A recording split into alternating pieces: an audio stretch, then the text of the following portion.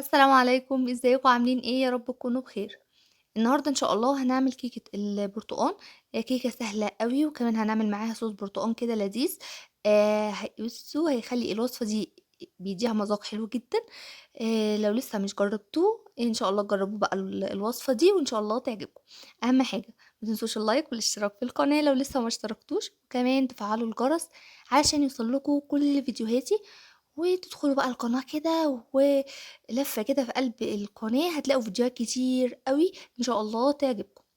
زي ما انتم شايفين الكيكة هشة جدًا وكمان لونها حلو أوي. كيكة سهلة جدًا وبسيطة. ندخل بقى في المقادير. المقادير كمان ما تتخضوش كده هي كتير شوية بس كلها إن شاء الله تكون متوفرة في البيت.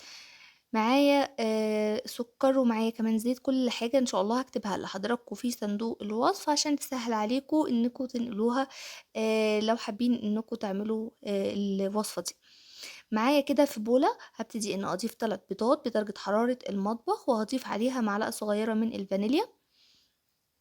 هاضيف كمان عصير ليمونة، وكمان معلقة كبيرة كده من الخل الأبيض. الخل بيخلّي الكيكة هشة جدًا، وكمان بيخلّي الكيكة فاتحة خالص، وبيشيل أي زفارة في البيض.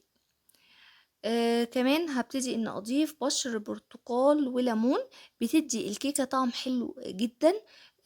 بابشر كده برتقانة وكمان بابشر ليمونة، وابتدي إن أضيف معلقة كبيرة من البشر ده، واحطه كده على الخليط، وابتدي إن أضرب بقى كويس جدًا لحد ما الخليط يكون فاتح شوية. بعدين هابتدي إن أضيف كوباية ونُص من السكر، وأقلب بقى كويس لحد ما الخليط يكون فاتح زي ما أنتم شايفين. بعد ما الخليط بيكون فاتح كده ويصبح كريمي أنا باقلب لمدة دقيقتين. بعدين باضيف 3/4 كوباية من الزيت. يُفضّل الزيت يكون فاتح وكمان ما يكونش ليه أي ريحة خالص. أخلطه كده لمدة دقيقة، وبعدين أنا معايا كوباية إلا ربع من عصير برتقان، ضِفت عليه ربع كوباية من الحليب. وهابتدي إني أزوّدهم على الخليط وأضربهم كمان لمدة دقيقة واحدة، وبكده بيكون الخليط جاهز معايا.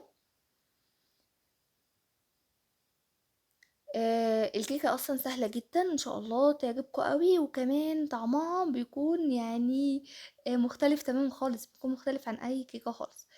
الخليط هاضيف عليه باقي كمية البشر البرتقان والليمون، يعني كمان معلقة صغيرة. معايا هنا الدقيق عبارة عن هاضيف معلقة 3 معالق صغيرين من البيكنج باودر، عليهم كوبايتين ونُص من الدقيق، وكمان ربع معلقة صغيرة من الملح. وابتدي إني أقلب بقى المكونات الجافة دي على بعض كده، وبعدين أجيب الخليط السايل وأحط بقى فيه الدقيق شوية بشوية، وابتدي إني أقلب بالراحة لحد ما أخلّص يعني كمية الدقيق. طبعًا باكون مجهّزة صينية دهناها كده بالزيت أو بالزبدة يعني، وكمان مبطّناها بالدقيق علشان الكيكة تخرج معايا كده بكل سهولة وما تلزقش خالص في قلب الصينية. طبعًا الفيديو بيكون متسرّع، بس أنا باقلّب بالراحة خالص لحد ما أخلّص كمية الدقيق. ده قوام الخليط بتاعي. هابتدي إني أفضّيه كده في قلب الصينية، وبادخّلها على فرن متسخّن طبعًا من قبلها ب10 دقايق. يعني من أمّا أكون بابتدي إن أجهّز الكيكة. طبعًا يعني يُفضّل إن أنا ما اشغّلش الفرن من قبلها بفترة طويلة، علشان الفرن هيكون سخن أوي، والكيكة هتبتدي إن هي تاخد لون وهتكون لسه ما استوتش من جوّه. بادخّله على فرن درجة حرارة 180 على الرف اللي في النُص. خدت معايا ساعة إلا ربع. باسيبها بقى تبرد، يعني ما اخرّجهاش من الفرن على طول، باسيبها تبرد شوية، وبعدين باقلبها بقى كده. هاورّيكم إن شاء الله شكلها. هابتدي إني أجهّز صوص البرتقان، صوص لذيذ أوي وسهل جدًا، جدًا. هابتدي إني أضيف دي كوباية صغيرة من البرتقان، يعني حوالي نُص كوباية من البرتقان. ضِفت عليهم معلقة صغيرة من النشا. وكمان ضِفت عليهم معلقة كده من السكر، وابتدي إني أقلّبهم بقى كويس أوي، وبعدين هارفعهم على النار لحد ما الخليط يتقل. معايا. انا مش عايزاه يعني يتقل قوي، هو هوريكم القوام بتاعه عامل ازاي دلوقتي. ده القوام بتاعه، بصوا سايل، بصوا يعني ماسك نفسه بس سايل شويه. ده القوام.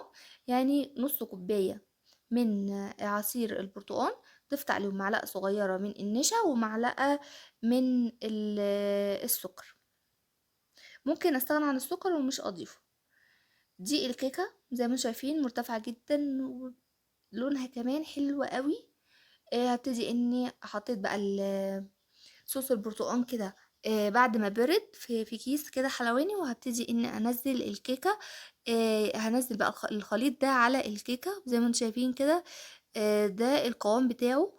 كمان يعني ريحته بقى وطعمه كده روعة. ان شاء الله لما تجربوه هتعجبكم جدا، وكل مرة هتعملوا فيها كيكة البرتقال مش هتستغنوا عن صوص البرتقال ده خالص. ده شكل الكيكة بتاعتي زي ما انتم شايفينها كده. ما شاء الله حلوة قوي، وكمان بقى الطعم هو اللي بيبين كل حاجة. هبتدي ان اقطعها كده واوريكم قد ايه اللون بتاعها فاتح من جوه، وكمان يعني هشة قوي وطرية جدا، وكمان مرتفعة. كنت عملت قبل كده طريقة كيكة البرتقال برضو قبل كده، ما كنتش عاملة ليها صوص، بس ان شاء الله يعني برضو كانت شاهقة الارتفاع كده وكانت حلوة جدا. ان شاء الله هسيبها لحضراتكم في صندوق الوصف لو حضراتكم حابين انكم تشوفوا الطريقة. ده الكيكة بتاعتي. بصوا هنبتدي ان احنا نقطعها بقى. بصوا هنحط فيها شوية كده من الصوص. حلوة جدا يعني. انا اتكلمت كتير بصراحة عليها.